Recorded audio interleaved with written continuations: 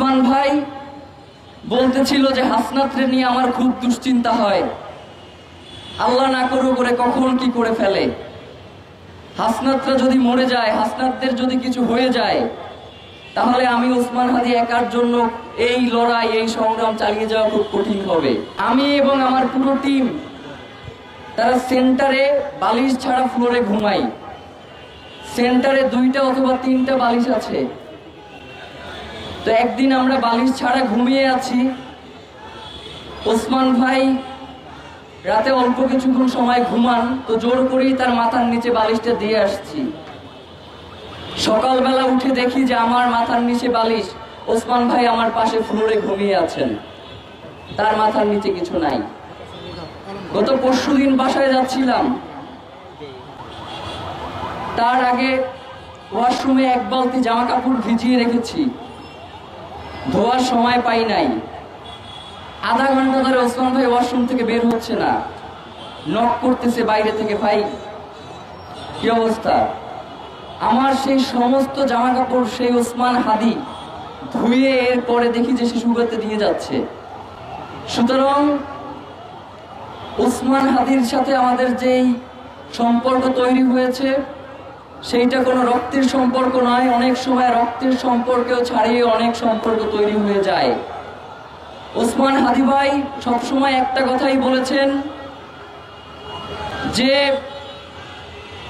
আমি যেই মানুষকে সবসময় ধারণ করি তিনি হচ্ছেন আমার দেশ পত্রিকার মজলুম সম্পাদক মাহমুদুর রহমান। এবং মাহমুদুর রহমানও সব জায়গায় গিয়ে বলেন যে আমার একটা ছোট ভাই আছে, তার নাম ওসমান হাদি। গত 2 দিন আগেও সেন্টারে আমরা কথা বলছিলাম,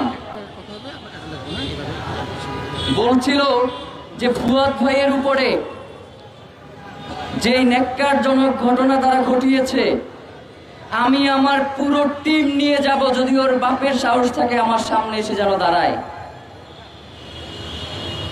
ওসমান ভাই বলতেছিল যে হাসনাতরে নিয়ে আমার খুব দুশ্চিন্তা হয়, আল্লাহ না করুক করে কখন কি করে ফেলে।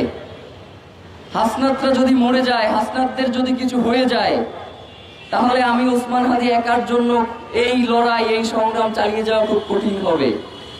ওসমান হাদি বাংলাদেশকে আমি সকল জনতাকে ধারণ করত। সুতরাং বাংলাদেশের সকল জনগণের কাছে আমাদের একটা আবেদন থাকবে, আপনারা ব্যক্তিগতভাবে ওসমান হাদিকে নিয়ে যে ঘৃণ্য রাজনীতি রয়েছে সেটি করবেন না। ওসমান হাদিকে আপনারা বাংলাদেশের কণ্ঠস্বর মনে করুন। ওসমান হাদিকে আপনারা বাংলাদেশের স্বাধীনতা, সার্বভৌমত্বের প্রতীক মনে করুন, এবং মনে করুন যে বাংলাদেশের স্বাধীনতা, সার্বভৌমত্ব রক্ষার জন্য ওসমান হাদিদের দরকার রয়েছে। সুতরাং সকল রাজনৈতিক ভেদাভেদ ভুলে আমরা কিভাবে ওসমান হাদি যে আদর্শ ধারণ করতে, সেই আদর্শে উজ্জীবিত হয়ে আমাদের লড়াই চালিয়ে যেতে পারি, সেই প্রচেষ্টা আমরা যেন করতে পারি।